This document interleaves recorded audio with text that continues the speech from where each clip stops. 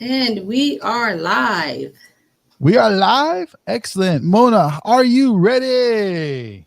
Yes, I am ready.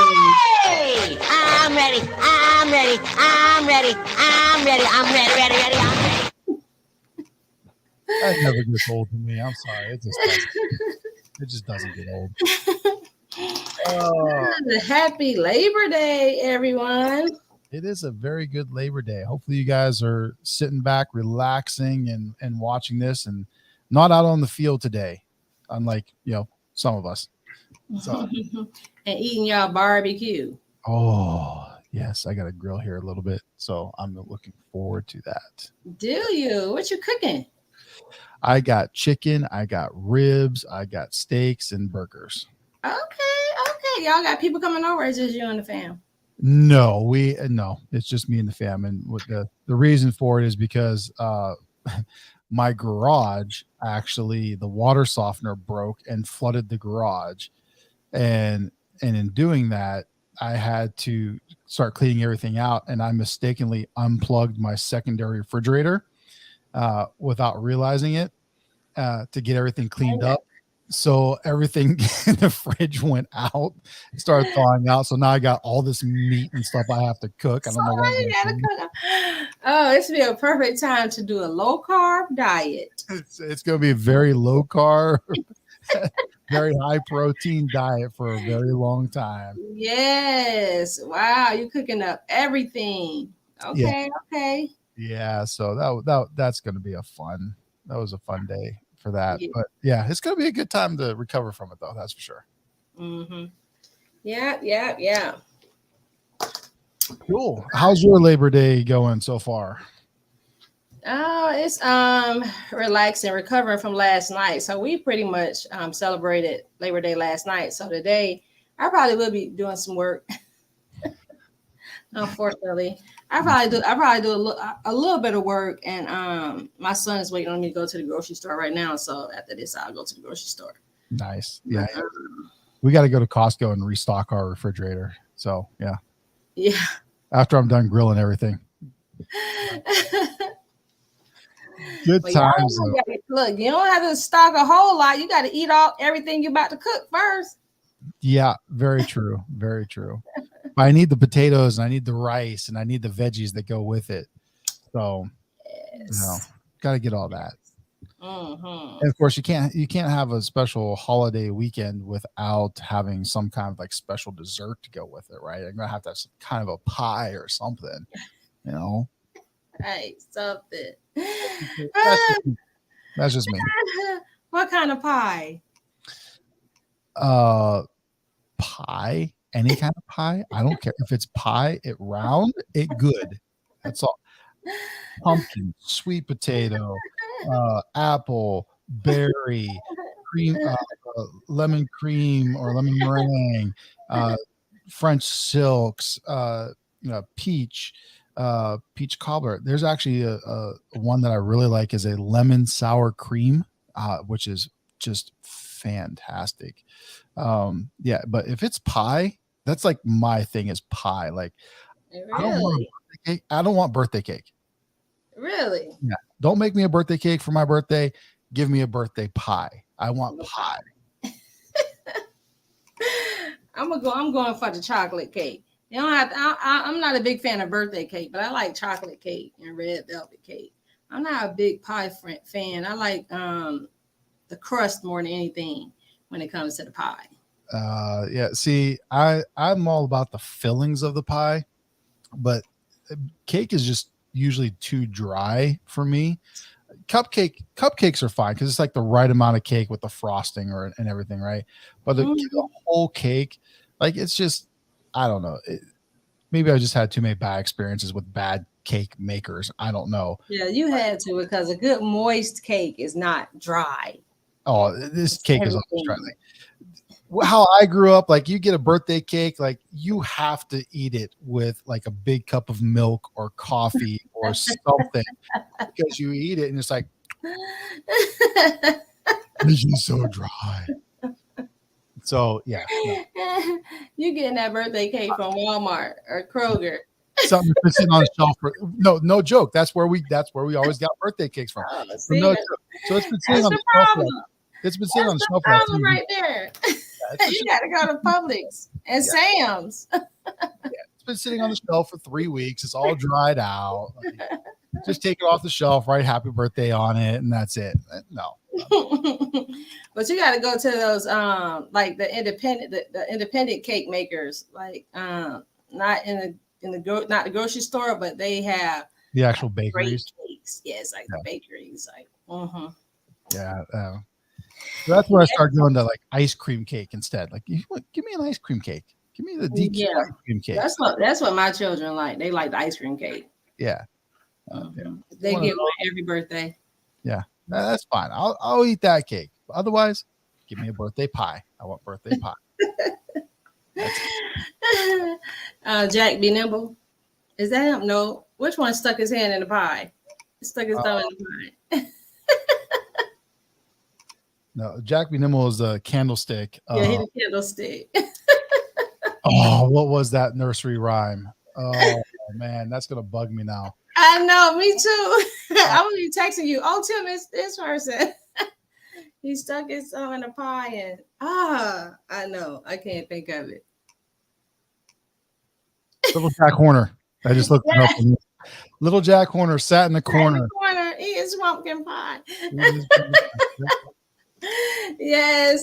Actually, it's eating his Christmas pie is actually the poem. Oh, it's Christmas pie? Yeah, little Jack Horner sat in the corner eating a Christmas pie. He put it in his thumb and pulled out a plum. Said, what a good boy am I. Oh, it is. Oh my God. I think I've been saying pumpkin pie for years. I've been saying pumpkin pie too. I thought it was pumpkin pie too, but when I looked it up, it's like no. Yeah, but because how you gonna put in his thumb and pull out a plum of a pumpkin pie? Yeah. So it'd have to be a Christmas pie. What is a Christmas pie? A pie you have at Christmas? With plums in it? Well, that would make sense because even though plums aren't necessarily, they don't come into season during Christmas, right? But you have, it's all the sugar plum fairy from the Nutcracker, right? So plums are always this big thing around Christmas. So you got the sugar plum for the Nutcracker. Starbucks has their own Christmas plum, like it's Christmas plum thing is a big thing. I don't know where that or how that started. I have to look that up. But so yeah, I guess it's a Christmas pie. It's a plum pie. I've never had a plum pie. I was just about to say I've never had a plum pie. I've never had a plum pie. So this sounds actually kind of good though because I love plums. Oh yeah, I do too. But I don't know about it in pie. Yeah. I like cold plums, not heated. Oh yeah, cold. Oh, I'm one of those weird people. Like I like my food cold. Like I don't want like lukewarm or cold. I don't want hot food. So like I'll go to like a restaurant and they'll bring out like fajitas. Like it all comes out all sizzling and like I just let it sit there for like 10 minutes until it cools down because I don't like hot food. Like yeah. I like hot, like spicy hot, like, you know, the spices and salsa and all that stuff. But temperature wise, I don't like hot food. It's got to be cold.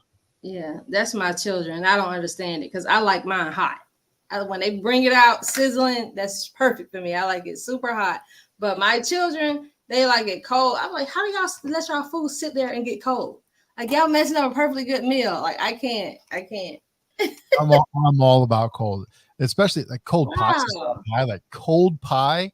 Oh, you get it right out of the refrigerator, nice cold pie. Then you put some cold ice cream on top of it. Oh my God, yes.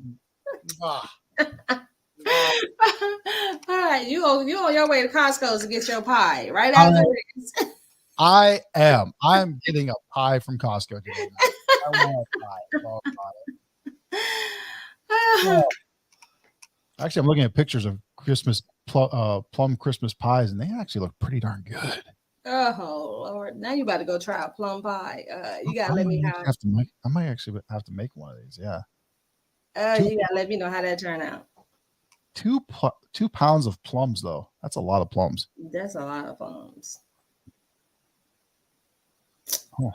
Anyway, that's enough about pies. All right, y'all. We're doing troubleshooting with Tim today. But before we get into it, like y'all go to the website, SSG Appliance Academy, and look at getting to our upcoming classes. We got both classes coming up here within the next week or so.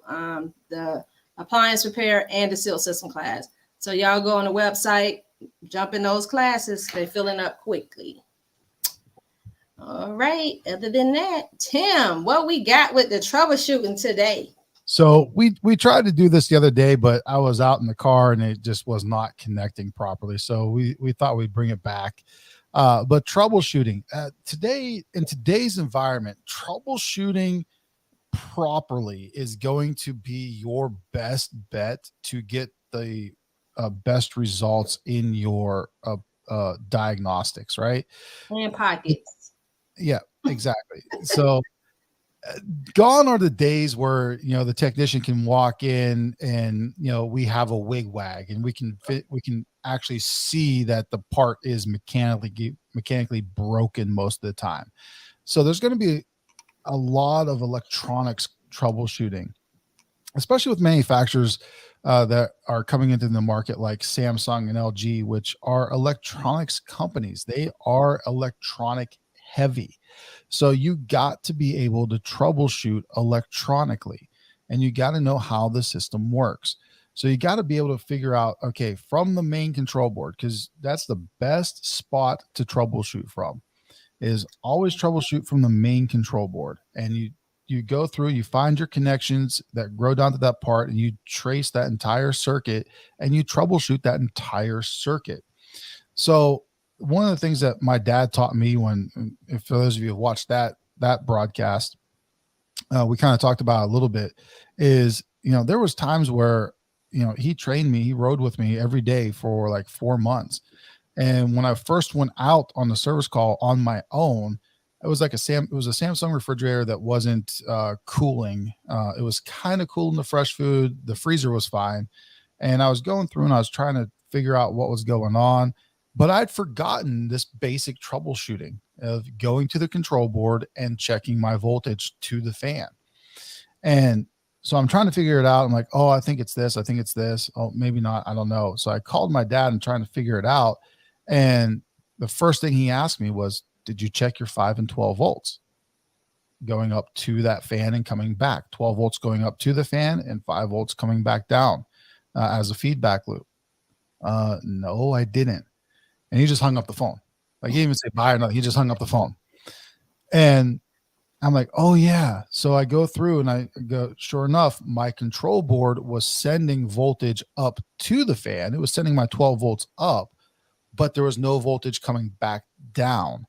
Well, now that tells me from the board, I know my board is good because it's sending voltage, but it's not seeing voltage coming back down, which means I have an issue with my fan. Well, now I have to take that one step farther. And when it comes to being trained by my dad, I had to show at least if I could, 3 to 4 ways I knew that fan was not working before I could even order the part. Before I was allowed to order a part, I had to show 3 ways that I proved that fan was not working. Well, okay. So how do I do that? Well, way number 1, I have power going up to the board. I can physically see and or hear that fan running or not running. So that's one way I could do it. 2, I could take that evaporator cover off and I take a 9-volt battery and attach it to that fan, and I can see if that fan works or not. Well, that's a separate power source. So that gives me a way. And then 3, because I was confident in my electronic abilities, I could reattach everything and I could borrow voltage from another 12-volt fan on the board, jumper it over to the fan that I'm checking and see if that worked. If that worked, then I knew that my board was good, my fan was good. It just was not sending in the sense of it was getting power and running, but it was not sending that feedback loop down or that voltage back down. So now I can figure out, okay, as it's running, is that voltage coming down? Check. No, it's not. Now I can single out the wire harness and check the wire harness. Oh, wire harness has good continuity. check it directly at the fan, no voltage coming out of the fan, voltage going up to it, it's running, but no voltage coming back down.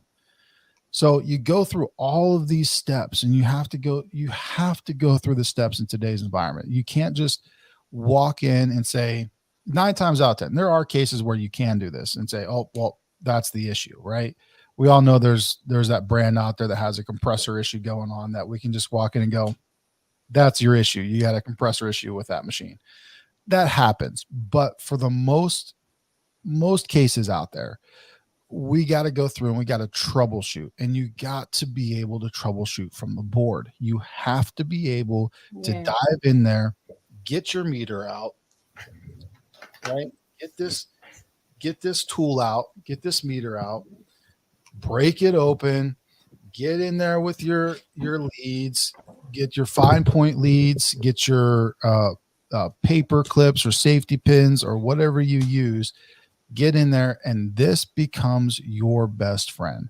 Is that a fluke meter? No, this is a field piece. Okay. I got a field piece one. Funny side note, funny story about that. I was actually in Los Angeles doing a one-on-one training with a technician doing tech rides. Mm-hmm. And we went to a customer's house that was a Samsung dishwasher, I think it wasn't cleaning properly, whatever. And we pulled it out. And this kid was brand new. He didn't even have all of the tools yet. Like, they gave him a tool, but his meter was just one that he picked up at like Home Depot or Harbor Freight for like $10 or whatever. I'm like, no, let me get my meter out. I broke my meter out, right? And we started using that. And the lady was like, oh, you use a field piece meter. I'm like, how do you know that's a field piece meter? I'm like, yes, I do.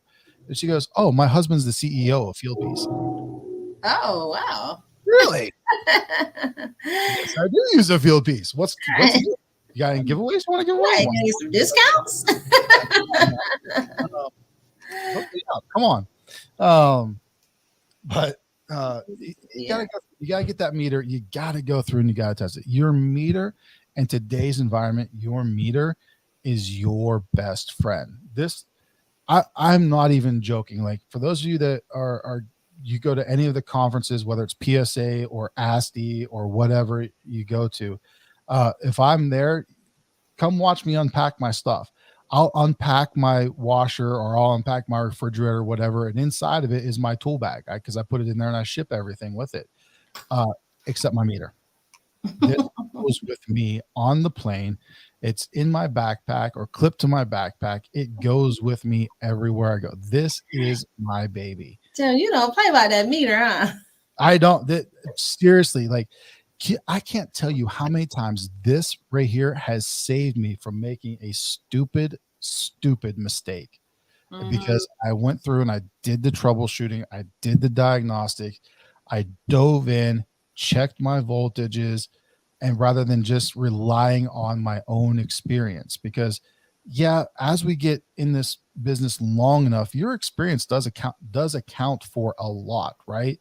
You'll see the same kind of things over and over and over. So your experience builds up and goes, oh, well, that leads me to believe it's going to be this.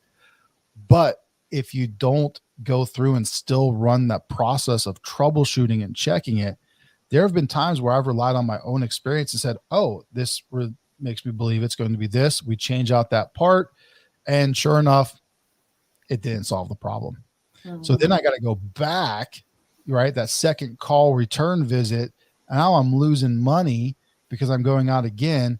I bring out my meter this time and I go through and I check and I'm like, I should have checked that other sensor, or I should have checked that other fan that's in there.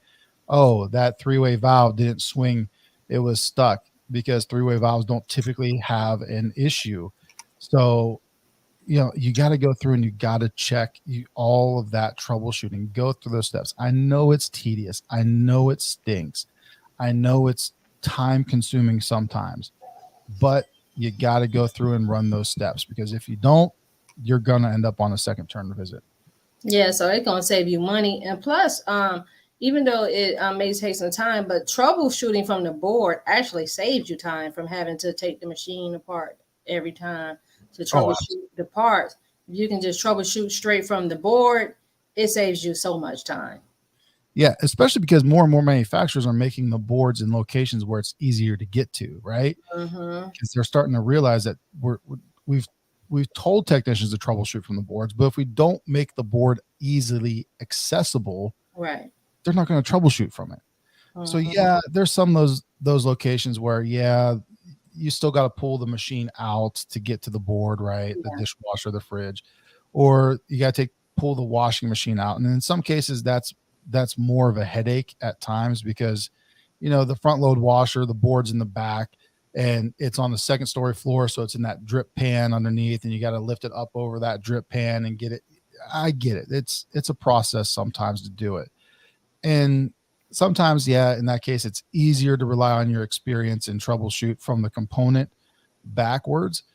But again, 9 times out of 10, you want to troubleshoot from the board because that is the main source of all of it. That's the brain, right?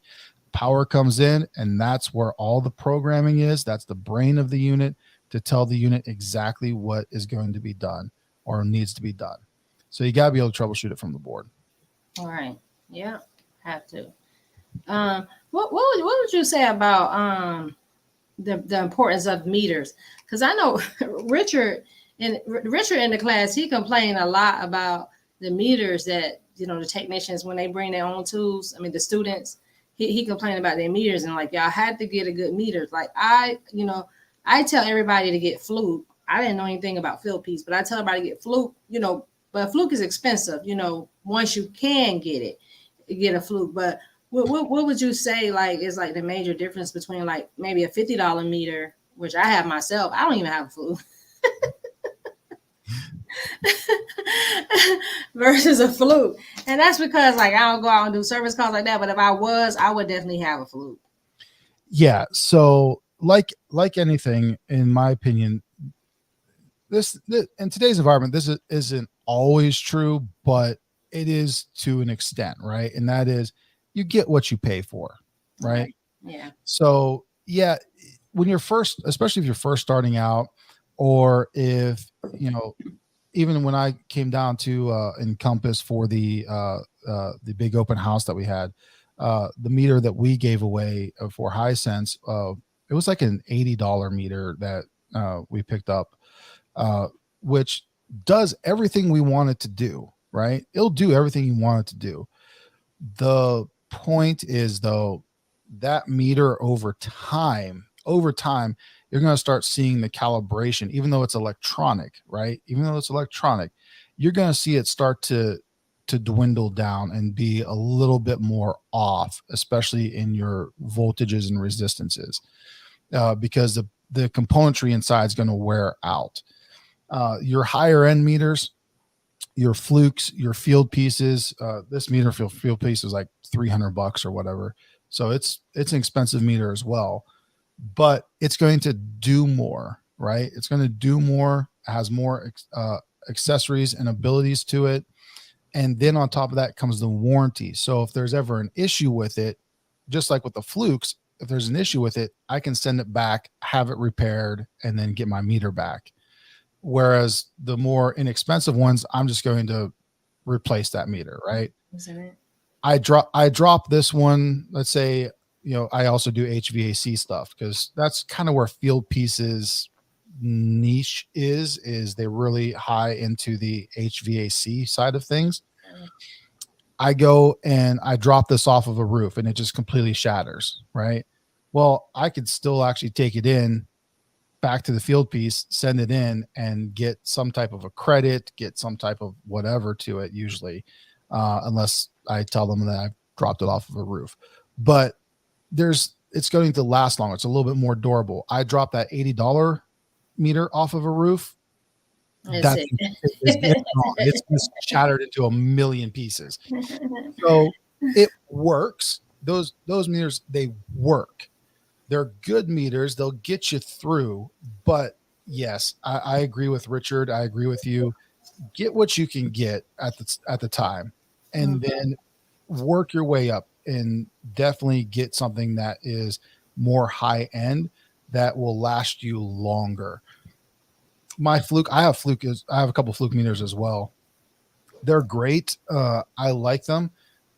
The downfall that the reason I switched from fluke to field piece was because most of the flukes are just straight meters. And then you have to get the little attachments to do the amp clamp and all the other things to it. Field piece, it all comes attached to it. And that's one of the reasons I switched over. But fluke is a great meter. It's expensive, but it's a great meter and it will last you and it has a great warranty and customer service as well. Just like the field piece stuff. So, and it's going to last longer, but it's going to be something that you want to work up to and you want to get as soon as possible because, again, as things become more and more electronic dependent, the better the meter you have, the more accurate your troubleshooting and testing is going to be. Yeah, see, that sounds like my Fitbit. That sounds like my Fitbit. You know, when I was getting the cheaper Fitbits, you know, the one like $100 or $40, $50, you know, after a while, it wasn't counting on my steps. I'm like, I know it's not counting on my steps. So, so now, you know, I have a more expensive one. And I mean, I hope it's counting on my steps, but it seemed to be lasting longer than the cheaper ones I got. You know, at first, initially, be counting on my steps, but now you to explain to me why, after time goes by, it wasn't getting on my accurate steps. Yep. Electronics are designed to actually wear out. They will always wear out. Right. They're not designed to last long periods of time, which is part of the reason why electronics only last 8 to 10 years, which is why appliances only last 8 to 10 years. The more electronics we get over time, those connections start to fail. So yeah, if that's all you can afford right now, that's fine.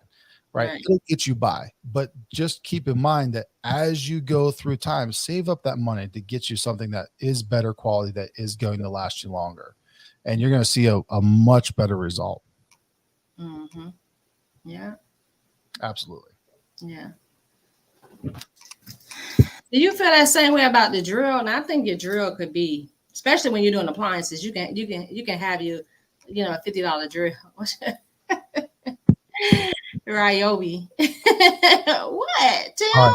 So now you're getting into a special thing for me, because of a couple things, right? So let me lay this out real quick, because this is a very special pain point for me, and that pain point is this. Yes, you could get away with a pretty much any type of drill, right? If you're going to use a drill. Whenever I do training classes, techs always give me a hard time on this because it takes me 30 minutes just to take out screws. Like, why don't you use a drill? Because I'm using the same machine 90 different times in training classes. So we use hand tools, right? That way we don't strip out all the screws. So in my training classes, we use hand tools. And they're like, I don't want to, where's my drill? Why don't you have a drill? Because I got to use this 90 more times to get my money out of it. I don't want to strip out the screws. But as far as in the customer's home on service calls, yes, you can use pretty much whatever kind of drill you want. You can use a Ryobi. You can use a DeWalt. I am part of the Milwaukee cult. I'm all about Milwaukee drills and pack outs and all of their stuff. So I'm in the Milwaukee thing. But here's the big thing, and this is where it really pain points me as my sticking point. Do not use an impact drill. Exactly. Do not. There's a place you can have one, right? Because there's a place for that, especially when doing a tub job. There's a place for that where you need that, right? But you want, for your everyday repair use, you want a adjustable clutch so you can change that so you don't strip out the screws. Because again, more and more things are plastic. We're screwing in the plastic. And if you got that impact drill, very, very few people know how to use an impact drill properly, right? So they go in and they start stripping out all these plastic screws and everything. It's no good. you need that adjustable clutch. You want to go down as low as you can and work your way up. Never more than like a 10 on the clutch. You should never go more than a 10 unless you're doing like a tub job or something major. And then the voltage. I cannot tell you how many times I have seen technicians come out with like a 24 volt drill. I'm like, that's overkill for this. That's what 12, 14, maybe 12 volts to 14 volts, maybe. I got a little one. I think it's in here. I think it's in my drawer here. Yes. No, that's a flashlight. Richard tell the students do not use the drill at the customer home. You know, he's real old school, so he tell them don't use the drill at all. I like the power screwdrivers. I do. I got one. I know I said I was part of the Milwaukee cult, but this is a DeWalt one that I got. I got the gyroscopic one, which is kind of cool. So it's only an 8 volt. It's an 8 volt one, but I can control the speed. Whoops, get the light off there. By turning my wrist. The farther I turn my wrist, the farther it goes, or the faster it goes. Is that a drill or is that a power screwdriver? It's a screwdriver drill. Oh, yeah. I think I don't know what brand mine is. It looks something like that. I got that one when the gyroscopic just came out because I thought it was kind of cool. I thought it was going to make me switch from my Milwaukee because as you turn your wrist, the faster it goes. But downfall to it was it's only 8 volts, so I stopped using it because it's only 8 volts. It wasn't enough oomph to get some of the screws that I needed. So that's why I jumped back up to my 12 volt Milwaukee, and I've just stuck with that ever since. But yeah, your drills, screwdrivers, you can use whatever you want, just as long as it's less than 20 volts. You don't need anything over 20 volts, and it's not an impact. You got to have that adjustable clutch. All right. All right, y'all.